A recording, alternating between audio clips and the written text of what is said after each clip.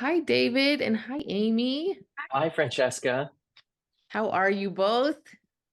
Amazing. Doing well, doing good. All right. David, I'm going to start with you.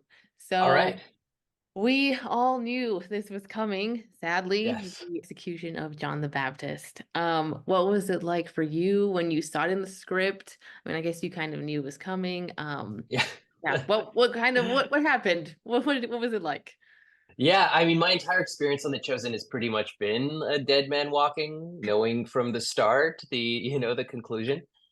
And for me, I mean, the weird thing is when a lot of people, like fans and crew, would keep telling me that I'm gonna die. And it started to like blur the lines between me and like the character. So just hearing you're gonna die a lot was a little bit disturbing. Oh no. But in terms of the scene and the season, I really didn't know how Tyler and Ryan and Dallas were going to do it, and how it was going to play out, and it really it really, as when we were shooting, it really felt a lot kind of like poetry. I don't quite know how to say it, but it really felt like, and Amy, you can kind of attest to this too, but on the day it was like there was just kind of a flowous energy to it, and it just like we were all kind of just in it. And Dallas has definitely done a lot of, directed me a lot when I was going like off, but in this case it was like a lot of just space for us to explore that moment. And I didn't know or premeditate how it was going to kind of play out, and I just kind of, a lot of it was just experiencing it. And yeah, it was a really intense experience. And but at the same time very creative. All the creatives were there to make this moment feel as true as possible, and something that would fit with I guess with what the expectations that people had were, and at the same time to give them something they weren't expecting. So Right. yeah, so happy to be a part of it. So exciting. It's so good also to work with people like Amy, who are just so like not only supportive and professional, but just like great humans.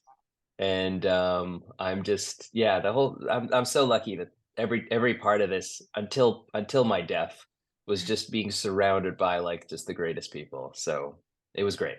Yeah, what was your favorite moment or scene while playing John the Baptist? Oh wow. I mean, every scene has its own flavor that I think is very special. Like because I have so few of them, but each one has this importance to it, this gravitas. So I mean, working with Eric was great. I really enjoyed working with Jonathan, by the water there, especially because Jonathan really makes it a point uh, to kind of connect with you in a very deep way. I think he's very professional in the sense that he was already working on the relationship between these two cousins by just me walking on the set. So David and Jonathan kind of developed a friendship as a result of it. Mhm. And we were also dealing with the logistics of the day. I had this like crazy beard on. And the first time the beard, like in the wind, looked extremely fake, because we had got this new beard to try out. And it didn't work. So they had to go back and they had to put on the more painstaking beard, which is like pretty much strand by strand. And I don't know how they do it. It was super labor intensive for Mandy. Um, but she's there like putting each strand in, and then we had to go back and shoot it again. It was so chaotic, but yet it kind of came together in the most beautiful way. Mhm. And then the scene with Amy and Noah, in season 3, also had a very, it just it's such a creative set. It really allows us as actors, and Amy, feel free to chime in here, but it allows us as actors to really have the space to create. And Dallas is very respectful of that space, and he'll give you adjustments so you don't feel unguided, but at the same time, it's really attentive to that creative process. What do you think, Amy? Do you find Oh, that? 100%. Don't you feel like he trusts us a lot? Hmm. And Mhm. it's sometimes, especially with material like this, where the stakes are pretty high with this show, I think, because there's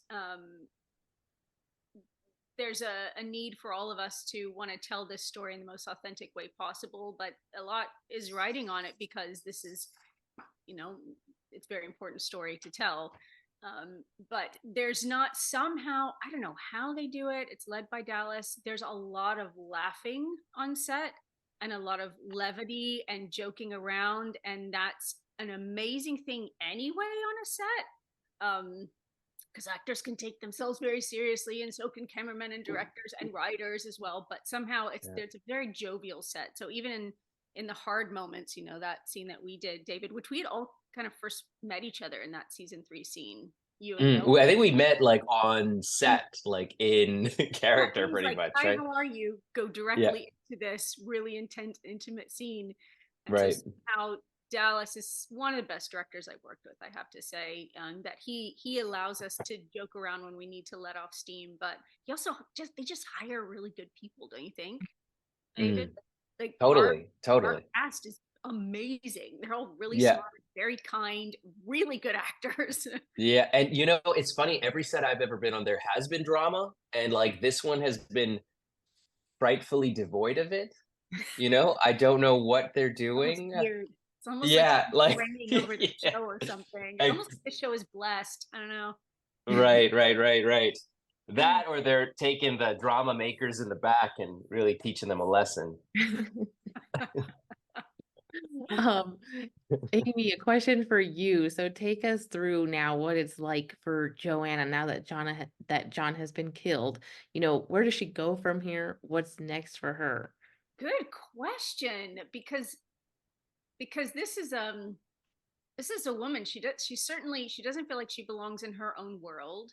She's so desperately, deeply unhappy in her marriage, but also just her status. You'd think, being so wealthy and the power that she wields, it's so unsatisfying to her that she falls in philosophical love with this crazy, ranting, filthy madman in a jail who's not even her culture or her religion or anything, but she's just absolutely knocked off her feet by what she sees for the first time as true happiness, some kind of true peace and love and joy that this absolute locust eating barbarian is sitting in so beautifully. And so, but yet she's not really, she's trying to be a follower of Jesus, but she's not sure. So very unmoored already as a character. So I'm fascinated to see what the next season will bring for her, because I think there are people in Jesus's camp who are suspicious. Of course they would be. Who's this rich chick coming in? Is she an infiltrator or what? So that scene that David and I got to shoot together, where I'm coming to tell him to try to save his life, and he's just like, it's okay. And he's even making jokes. And she's just like, I don't get it. I don't get this whole thing, but I want it. But what's going on? So yeah, it was lovely. I Yeah. loved that scene, shooting that scene with David, where he's walking to his death and I'm watching him. No, it Just was beautiful. I had so many tears. What has been your favorite moment or scene while portraying Joanna thus far? my favorite scene is what we won't see till episode 8. Okay. I got to shoot something in episode 8, which was so gorgeous when I read it in the script. And, you know, every actor, I must admit, it's a little self-centered. You get very excited, you get the script and you like flip to your name, you're like, what do we get to do? Yeah. So when you get given a really juicy scene, or when you get given a really epic scene, it's just like, this is the best ever. It's such a birthday present moment. And so I got given a really beautifully epic scene. But sometimes there can be a downfall side of it, because you imagine it in your head, and then sometimes you get on set and it's like, just it wasn't the orchestral thing that I was planning. But when we shot it, it lived up to my expectations and beyond. So I felt very indulged as an artist and actor that day to shoot that scene, but I can't say what it was. What you guys have seen already, probably this stuff that I've gotten to shoot with David and Noah. They've been my primary scene partners, so I'm very lucky that I got, rocked up as a new character into an already established show and was just embraced fully, and I've loved every minute of it, really, genuinely. Right. A question for both of you. What is it like? What has it been like for you to be a part of a show like The Chosen that has such an impact on people, around the world? Mm. Um, well, because a lot of people, how like when Star Wars or whatever comes out with a new show, that all the fans already have this like caked in expectations, and yeah, and you just and the pressure, I think, probably with each new Star Wars show kind of gets more and more and more. I think this is a fan base that, or not fan base, this transcends a fan base, but it has with it like a very deep emotional tie, and you just don't want to mess it up and disappoint, disappoint how people um resonate with the material. And at the same time, you want to, the whole show, I believe, is aspiring to present maybe aspects of that time that we didn't really consider, and also make it quite humanistic, in Yes. that the experiences that the disciples are having, the people are having, are very human, and ones that we can relate to, plights that we can all relate to in some way or another. And I see a lot of people online saying like, oh, my spirit disciple is like Andrew, or my spirit disciple is it. And someone was like, yeah, John the Baptist is my spirit whoever. And I was like, wow, this guy this guy must be wild. Yeah, yeah. So it wasn't so much pressure, because I kind of let go, and just put a lot of my trust in Dallas, who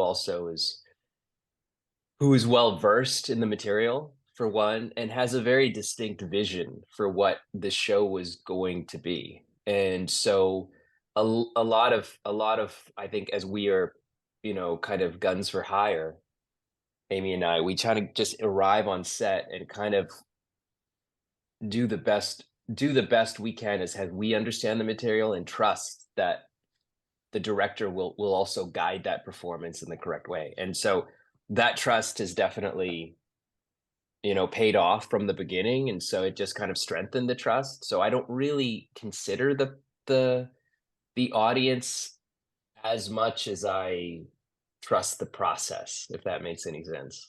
For which, sure. which is amazing. I think you said that so perfectly, David. And as you're saying it, it's occurring to me that it's actually weird that we don't feel more pressure and stress telling this story, because so much is riding on it. People's entire belief systems beyond life on this earth are wrapped up in this story. And like I said, there's a deep relaxation and a lot of humor and ease on the set, which again is unusual, period, in any TV or film set, especially TV, because you're shooting pretty fast and hard. Mm, And I think that's exactly right, David, is that our director and our writers are so, they are the material. Do you know, they're writing mm, it, they're so deeply know it front, back, and sideways. So they are very, well, maybe they're pretending, but they seem very at ease. They seem quite yeah. relaxed. And that's like, because actors can be a bit like skittish horses. If you have the right people training them and quarreling them and doing all the things, your thoroughbred can run and it can be beautiful. But if there's a nervous energy on set, your actors can be a hot mess, Yes. and it's just Totally. to ego and drama. But it hasn't yet. Well, there's always Yeah. time.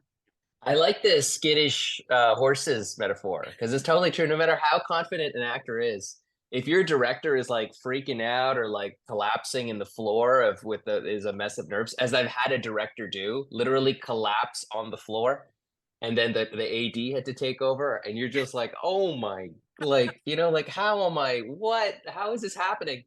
And so that the opposite with the crew we had, like Dallas is so relaxed and cracking jokes and comfortable and just on top of it that you're just like, oh, okay. And it's for any would-be directors out there, if you're freaking out, you're making the whole set freaked out.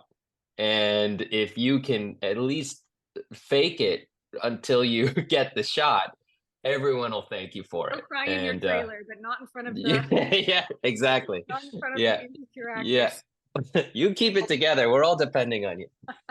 Thank Yeah. you so much both for your time. Those were all my questions. And yeah, thank you so much. Thank you, Awesome. Francesca.